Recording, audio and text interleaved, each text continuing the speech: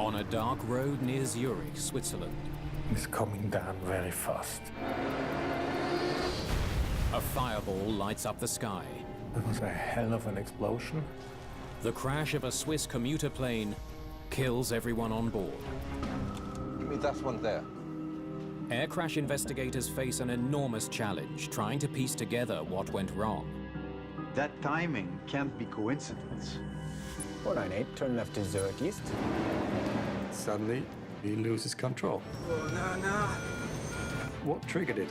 Evidence from the crash site points to a stunning possibility. We're not supposed to take any kind of drugs when we go flying. The pilot may not have been in any shape to fly.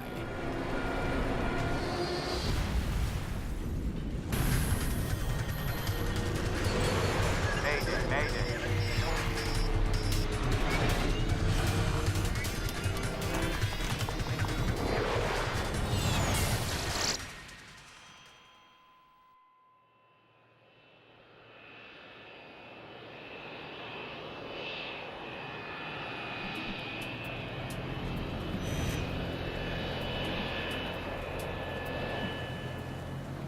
Zurich International Airport. Passengers on board Crossair Flight 498 are waiting to take off. Ciao. Sì, ho capito. The flight to Dresden, Germany is popular with business travelers. Ciao. I'm sorry, I'm done. It's one of more than 100 destinations served by the fast-growing Swiss airline. It's a regional airliner, very popular for short hops from town to town. In the cockpit are two pilots who've come to work in Switzerland from Eastern European countries. You ready? Captain Pavel Gruzhin will fly the plane, while Rastislav Kolesar acts as first officer. Checklist completed. Rastislav Kolesar loved flying very much. Former Crossair pilot Slavomir Piatak was a close friend of Kolesar. You could see sparks in his eyes when he was speaking about flying. You know, he changed the look in his face. He was smiling, you know. He was very passionate about flying. Set takeoff power. Takeoff power set. The plane they're flying this evening is a Saab 340. Saab 340 is a Swedish-built commuter airplane. It had a digital autopilot, which was able to fly very accurately. B1. Rotate.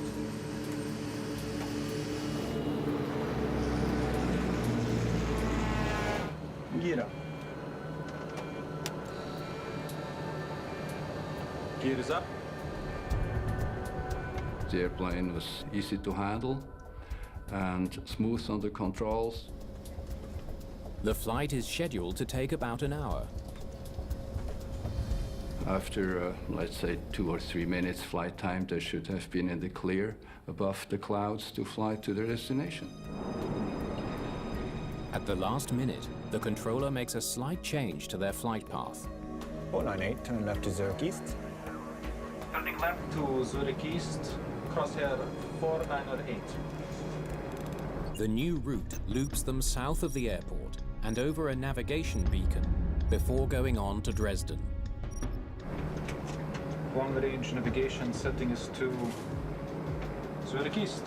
Yeah. Check. The plane begins to turn. But something's going wrong. Turning left to Zurich East. We should left.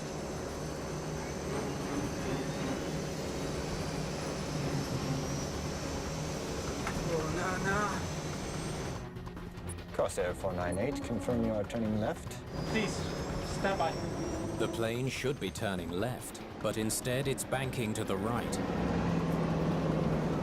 Okay, continue right to Zurich East.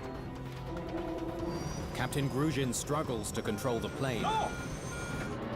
but it's not working.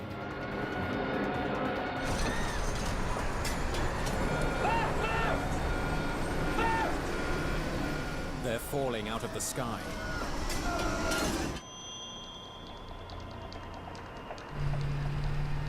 I was driving home, and then on the left-hand side, I've seen something. I was sure it's a plane. It's coming down very fast.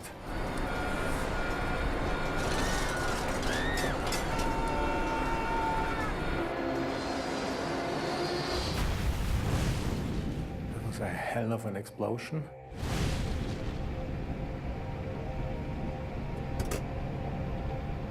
I've been about 50 meters away from this, and it was just one explosion and then always a new small explosion. I couldn't go too close there. It was too hot. It's impossible even to attempt to rescue anyone. I couldn't see anything from the plane, just little small things. And this time I was quite sure there's no survivors, not at all. Flight 498 has slammed into the ground just 7 kilometers from the airport. All 10 passengers and crew are dead, including Pavel Gruzhin and Rastislav Kolesar. At that very night, we just knew that we lost a friend. The next morning, investigators are at the crash site. They see little that resembles an airplane. When I approached the scene, I saw a smoking hole. And I couldn't identify a larger piece of structure of an aircraft. Michael Flukiger is with the Swiss Accident Investigation Board. It's his job to find the clues that can explain what happened. Most of the plane is buried in a deep crater. The rest is broken into small pieces scattered across a field.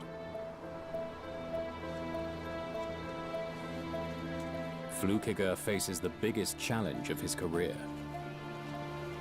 You have really a mess. And then you have also the emotional part. You don't know what you're going to touch next. It may be a piece of a human body, it may be a piece of the aircraft, or it was a hard draw.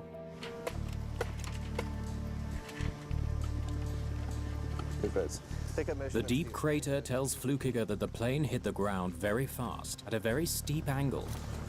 A photo takes this shot here. If you can't see a bigger structure of an aircraft and you see a crater, that leads you to the idea that this aircraft has to come quite steep into the ground. The pattern of debris also reveals the direction the plane was flying. Flight 498 was turning the wrong way at the time of the crash. Human factors expert Daniel Knecht joins the investigative team. A crash just after departure is very uncommon. So we were sure that it must have been something very unusual. Let's get someone over to the ATC, find out what departure they were flying. Investigators question air traffic controllers to learn more about the unusual flight path. If you have a radar plot and also some recordings of air traffic communication, then you have a first idea what happened. Why weren't they flying the standard departure? Oh, I was just trying to save them some time. Controllers tell investigators that they gave Flight 498 a shortcut on the night of the crash. 498, turn left to Zurich East. The new heading was a slightly shorter route to Dresden. ATC controllers, they provide this kind of shortcut whenever they can. Turning left to Zurich East. And that makes a difference of about 3 to 4 minutes, which is very much appreciated by the pilots and everybody else. At the first glance, this communication and also this radar plot showed nothing unusual. There was simply a takeoff, and ATC was commanding an early left turn. But for some reason, the crew didn't follow the controller's instruction. Crossair 498, confirm you are turning left. Please, stand by. The controller assumed the pilot wanted to follow a different route and approved that decision. Okay, continue right to Zurich East. Moments later, the plane fell into a deadly spiral to the right. If the spiral was caused by a mechanical failure, investigators need to know as soon as possible. A problem with aircraft maintenance or a design flaw in one of the parts could mean that thousands of passengers flying on the Saab 340 are at risk every day.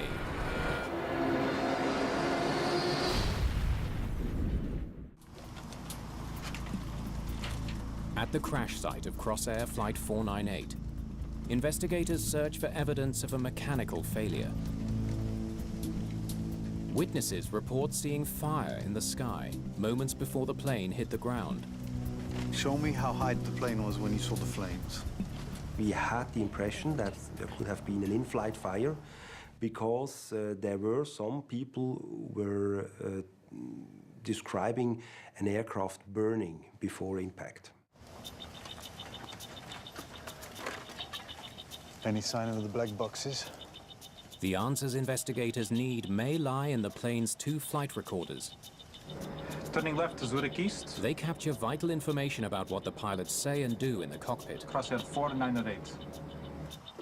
But so far, there's no sign of them. We made a plan to go layer by layer and take the pieces, and one day the FDR and CVR may come up to light. APR off. Meanwhile, questions are raised about the 2 pilots' ability to communicate. Climbing level 110. English wasn't either pilot's first language.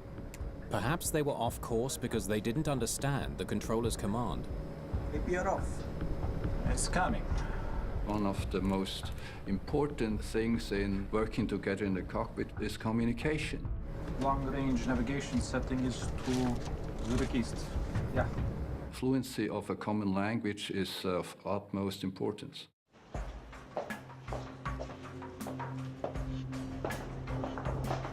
Investigators study the pilot's records. They look very experienced. The records are spotless. Both men are well qualified and can speak enough English to fly a plane.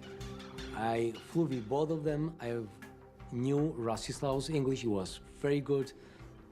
I could talk to Pavel, and he understood. He responds very well. Investigators are no closer to understanding why the pilots turned the wrong way and lost control of the plane. A steep right turn developed, which led to a collision with ground. But there was no indication about the reason for that. Search efforts at the crash site bring the team a big step closer to understanding what happened in the cockpit. They recover both black boxes. The crucial recorders are sent to the lab for analysis. Meanwhile, the rest of the wreckage is taken to a hangar in Zurich. Perhaps a mechanical failure can explain why the plane spiraled out of control. At this point of the investigation, a malfunction was a major point of discussion because it would have been an explanation for this loss of control. Investigators study damaged parts from the engines. If an airplane spirals down from the skies, a possible engine failure always could be one of the reasons. The Saab 340 is powered by 2 turboprop engines. If you have 2 engines, one each side of the aircraft, and if, for instance, the left engine provides you with more power than the right one, the aircraft tends to turn to the right. If the right engine failed, it could explain the fatal spiral.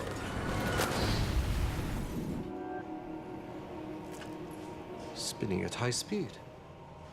But both engines show distinct damage that can mean only one thing. It was quite clear in just a short time after the accident that the engines were running, and they were running even on high speed. Engine failure did not bring down Flight 498. Investigators dig through the plane's maintenance records in search of a solid lead. I think I've got something. You see here, and again here. The airplane had a history of uncontrolled flap movement. In the last 18 months, crews lodged more than 20 complaints about the flaps on this very plane. It's a lot of complaints. 21 in 18 months, that catched our interest. Flaps are small surfaces that extend from the back of the wing during takeoff to increase lift. If the flaps on one wing don't extend properly, it can make the plane hard to control. If something is wrong with the system and one flap is moving faster than the other or going further than the other, you're inducing at this wing more lift but also more drag. So that will tend you to roll in this left or right direction. Evidence of a flap malfunction on Flight 498 could be the break investigators need. They sort through fragments of wing wreckage, but it's no use. The parts are too badly damaged to provide any answers. They were damaged in, I don't remember in how many pieces. The actual flap was destroyed. They won't know for sure if the flaps malfunctioned until they can study data from the flight recorder. But the wreckage does allow investigators to explore a different theory. Witnesses reported seeing a fire on board before the plane hit the ground. So that was quite interesting that the eyewitnesses told us that they saw the aircraft in flames. That made us curious. So we need to go to the wreckage and make an investigation. Flames leave distinctive scorch marks on the skin of a plane. Give me that one there. If the plane caught fire before the crash, debris from the same part of the aircraft should show the same pattern of soot marks, much like neighboring pieces of a jigsaw puzzle. That's not the case if the fire started when the plane was already in pieces. If you have a fire after the accident, those pieces may be already split up, and they don't match, the fire traces don't match anymore. It's a painstaking procedure. Investigators must map each piece of debris to a precise location before they can compare the burn marks. In 1991, burn mark analysis helped investigators in Saudi Arabia understand the crash of Nation Air Flight 2120. After a wheel caught fire on takeoff, the DC-8 became engulfed in flames. None of the 261 people on board survived. Now, Swiss investigators struggle to determine if an in-flight fire brought down Crossair Flight 498. It took us also a long time to find all the pieces. The results are conclusive. See here and here? The scorching was definitely post-impact. At the end, we could determine that it had a post-impact fire, that's for sure. The witnesses are wrong. There was no in-flight fire. Witnesses often tell us some observations, but it's not necessarily in the right order, chronology. That's quite often the case. Crash site debris soon produces another lead. A pilot's flight bag was thrown clear of the crater on impact. It's quickly identified as belonging to Captain Gruzin. The contents are disturbing. There were some personal items in there, and with them we found this medication. No label or box with it? It is quite uncommon that you find some medication in a pilot's bag. Turning left, Zurich East.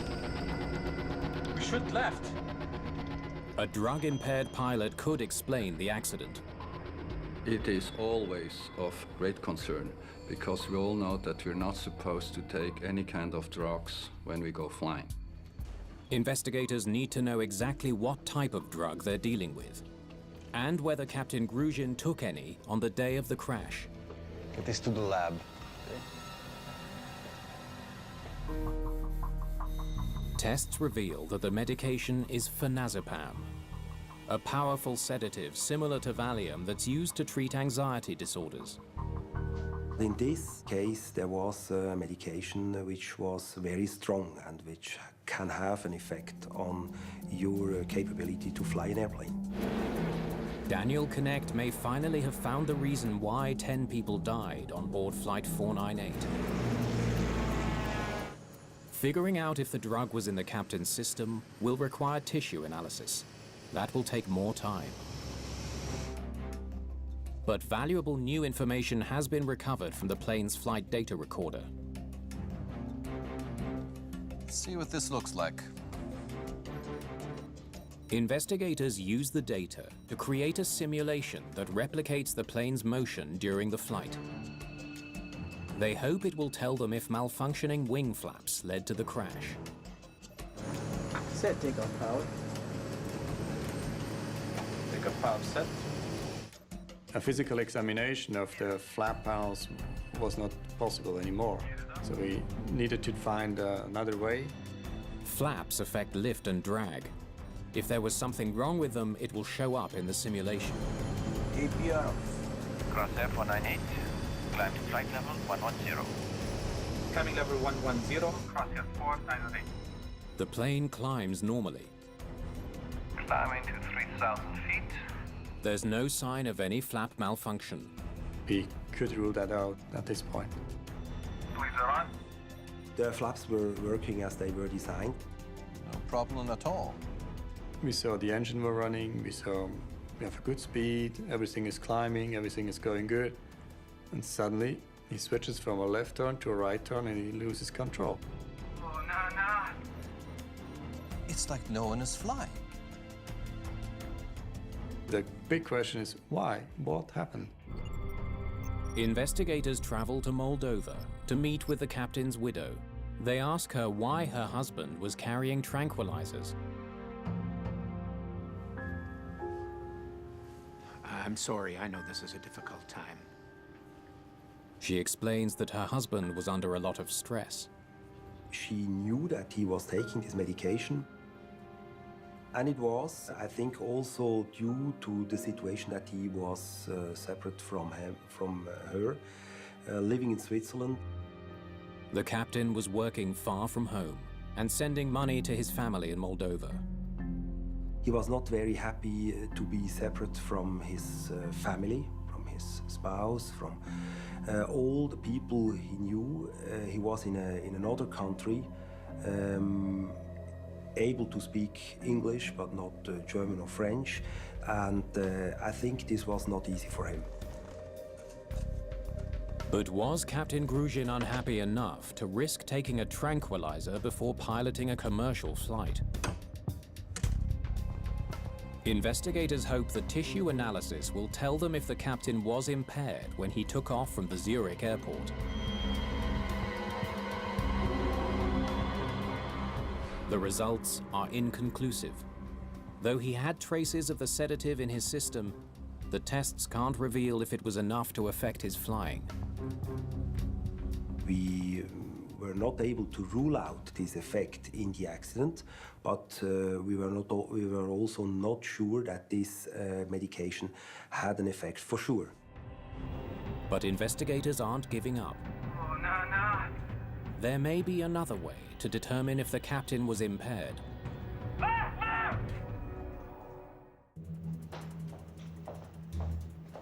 A friend of Captain Gruzin is brought in to help with the investigation. So, just have a listen and see how he sounds to you. He's asked to listen to conversations captured on the cockpit voice recorder. He's ready? Checklist completed. Set takeoff power. He listens for any hint about how the captain was feeling, any sign that he was impaired when the plane took off. Takeoff power set. The tone or the pronunciation, all those things are very important. For example, if you have people who are under medication, if pronunciation is not so clear, this could be a clue. APR off. How about that? Keep listening. Be sure. Mayday on. Please are on. But the captain's friend hears nothing out of the ordinary. Gruzhin's voice sounds completely normal. There's no sign at all that he's impaired by drugs. The behavior, all the discussion was very calm. Okay, one more time. Investigators are running out of leads. Checklist completed. The cockpit recording seems to offer little, until... Set takeoff power. Hold Takeoff on. power set. Play it back. they hear an odd sound. Set takeoff power. Takeoff power set. Sounds like cell phone interference. We had some indication on the CVR that there was a cell phone working in the airplane. In the year 2000, there's a potential new threat to aviation safety. More and more people are carrying mobile phones, and their effect on planes is unknown. When a mobile phone is in use, it transmits a signal to the mobile phone tower and can create interference. The signal has been captured as a buzz on the cockpit voice recorder. Takeoff power set. Investigators wonder if interference could also have affected the plane's instruments. There are malfunctions where you don't have any indication about the malfunction. The instrument is showing a normal indication. This kind of malfunction is very difficult to detect. Crossair 498. Climb to flight level 110. Climbing level 110, crosshair 4908. Commercial pilots rely almost entirely on their instruments to tell them their plane's position in the sky. The main instrument to follow is artificial horizon, an instrument that gives you the idea of climb or descent, and also the indication of bank, left or right bank. If mobile phone interference affected the artificial horizon, it might explain why the pilots didn't know they were turning the wrong way. Oh, no. Investigators learned that a Slovenian airliner was forced to make an emergency landing after mobile phone signals caused the plane's electronics to malfunction, triggering a false alarm about an onboard fire. It can influence the aircraft systems, more or less send you messages that are not true. There's no question there were mobile phones on board. Crossair pilots even carry one in the cockpit to communicate with the ground crew. Investigators set up a series of tests in an identical plane. Okay, we're all set here. So, go to the back and trigger a signal. They look for any sign that a mobile phone signal can affect vital flight instruments. With this test equipment, you can emulate a cellular phone.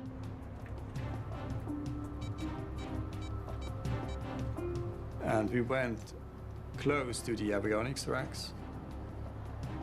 We tried to stimulate the system. Nothing yet. Try again. There are mobile phones on nearly every plane in the sky. If mobile interference really is the cause of the crash, investigators need to know before it happens again.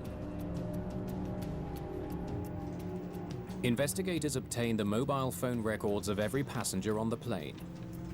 They check to see if anyone on board used their phone in the critical last moments of the flight. Nothing yet. You?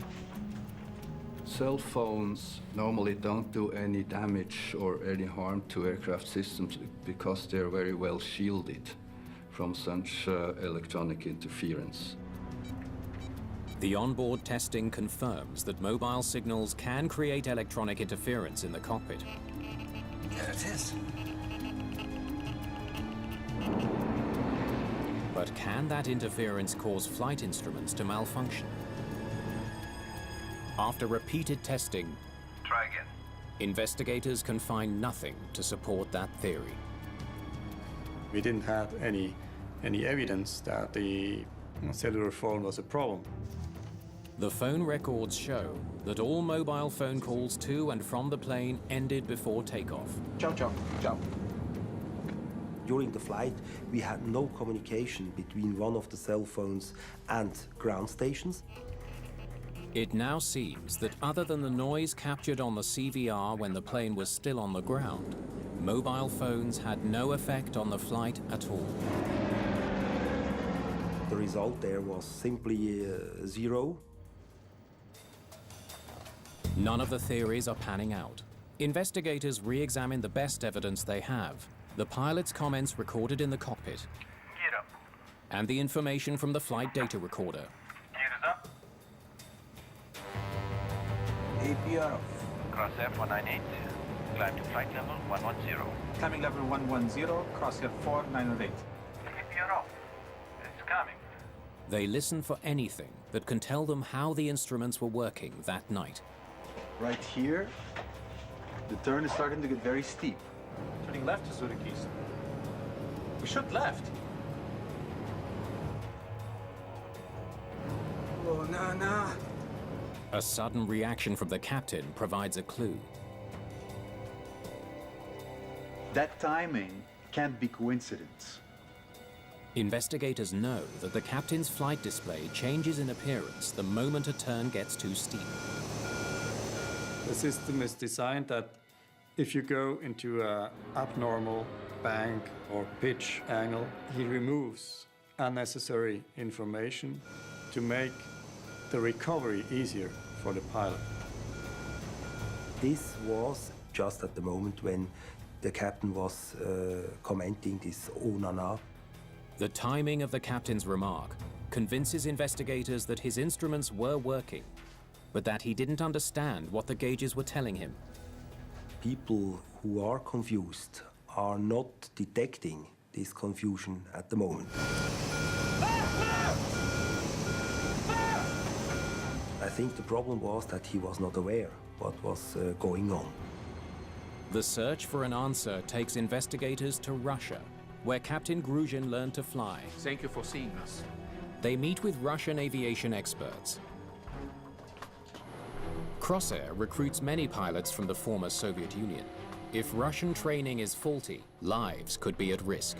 Crossair was expanding dramatically with no resource of own pilots from Switzerland or neighboring countries, so it was very easy for pilots to transfer to Crossair airplanes. They study the pilots' histories before they move to Crossair. Captain Gruzhin was 41 years old. He had over 8,000 hours total flying time and almost 1,900 hours on the Saab 340.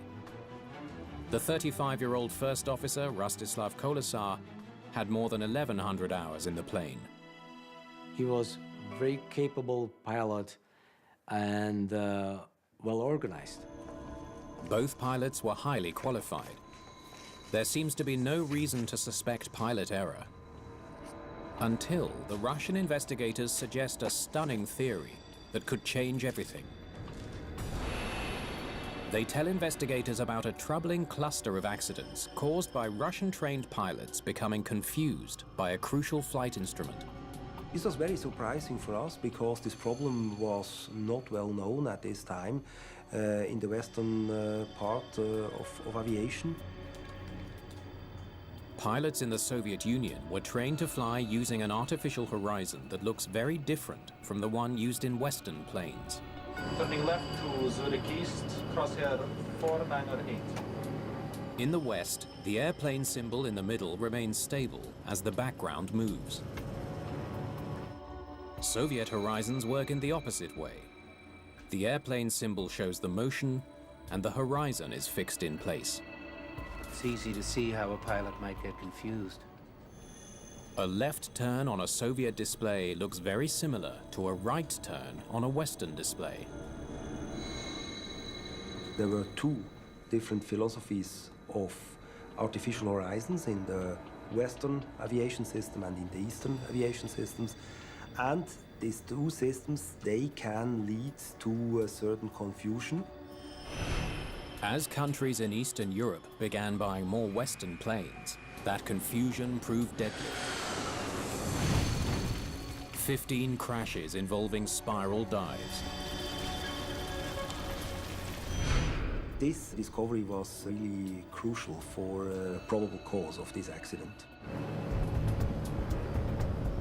Under stress, and possibly under the influence of a tranquilizer, Captain Gruzhin may have fallen back on what he had learned when he first became a pilot. No! What you learn at your first, very initial training, it goes back to your reptile brain. Is where you store in a long-term memory basis. That's what you remember, and you go back to your basic training. In his confusion, he became convinced he was in a steep left turn. He was turning right to try to correct that problem. The air traffic controller only added to his confusion. Crossair 498, confirm you are turning left. The instruction may have seemed like confirmation that the plane was turning left, even though it was not. He said 498, confirm you're turning left. How much does that help to a crew? Please, stand by. The only thing he could have done, in my opinion, is to say either Crossair 498, turn left, heading whatever, or Crossair 498, I see you in a right turn. Left! Left! What he actually said didn't help anybody. The captain's constant attempt to level the plane he believed to be turning sharply left actually put the aircraft into a deadly spiraling dive to the right. Investigators also discover another important difference between Russian and Western aviation. That is a lot of hand flying. Russian pilots have a different approach to the use of the autopilot. Long-range navigation setting is to Zurich East. Yeah. The autopilot can fly the plane, Check. even if both pilots have their attention on other tasks. Eastern philosophy from the previous Soviet Union would be to fly the aircraft as long as possible with hand flying, just to prove the ability for the pilot to fly. And that's really different from the Western philosophy. The captain of Crossair 498 was flying by hand. The autopilot was not engaged. If the captain had engaged the autopilot after takeoff, the accident would not have happened. We would never have talked about this flight because the airplane would have simply flown to Zurich East and reached Dresden about 1 hour later. But there's another troubling question. There were two pilots on board that day, even if the captain was confused by his instrument. Why didn't the first officer notice the problem and take steps to save the plane? If somebody sees something going wrong, then he should intervene.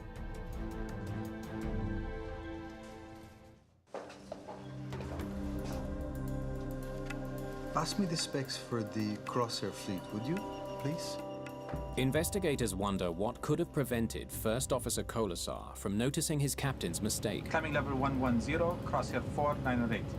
It was the first officer's job to monitor the instruments. APR off. It's coming. But he had an extra challenge during Flight 498.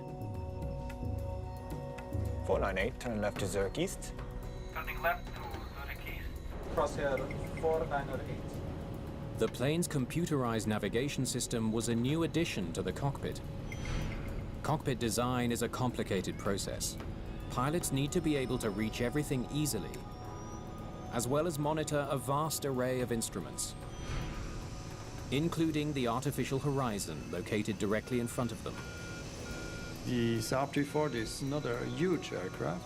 You don't have space to place everything in the optimum area, so It's a challenge to organize the cockpit. Investigators wonder if an awkward cockpit design made it difficult for the first officer to see what was going on. To find out, they conduct an unusual experiment. Okay, let's begin. They reconstruct the flight Rotate. to see exactly where the first officer was looking when things started to go wrong. Gear up. Looking at the gear handle. Gear is up. APR off. Crossair 498. Climb to flight level 110. Climbing level 110. Crosshair 498. After takeoff procedure for Saab 340 requires from a pilot which is not flying to do most of his job either head down or head up. He would either follow the overhead panel to put the switches in a proper position or would look down to turn the knobs and try to settle the center pedestal panel. Set climb power. Coming. His duties keep his gaze away from the artificial horizon. Now he's looking here. Now I can look up. By the time the first officer could see what was happening, the plane was already in a steep right bank. Turning Left to Zurich East. If you do not pay attention, when you look back, you will probably find an attitude you didn't expect. Researchers found out that it takes 4 to 18 seconds to have an idea what the airplane is doing, what kind of attitude the airplane actually is, and what kind of action has to be taken to recover from it. We should left.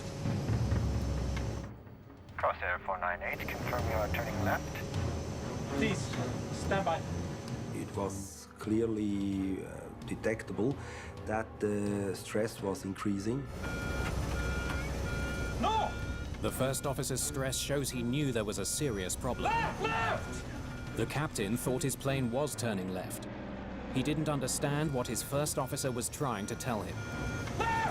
Their English was basically aviation English, and it is hard to communicate fluently and to communicate concerns well enough.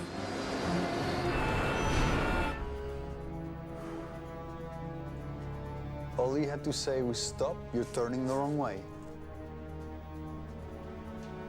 It is normal in aviation that you have an exchange of people from different countries.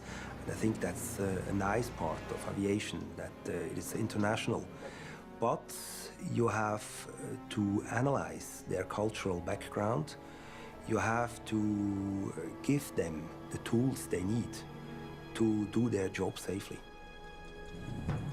After the crash of Flight 498, the airline improved training for pilots from former Soviet bloc countries. They now get 3 months of extra instruction. They also must pass an English proficiency test. Everybody's working hard to make good aircraft with good trained people, good aircraft systems. Finally, all Swiss crews are now required to engage the autopilot immediately after takeoff, ensuring that they can pay proper attention to the progress of the flight. Next up, meet 19-year-old Vedant Mungi, who is having surgery to remove up to 85% of his stomach in brand new half-ton world after the break.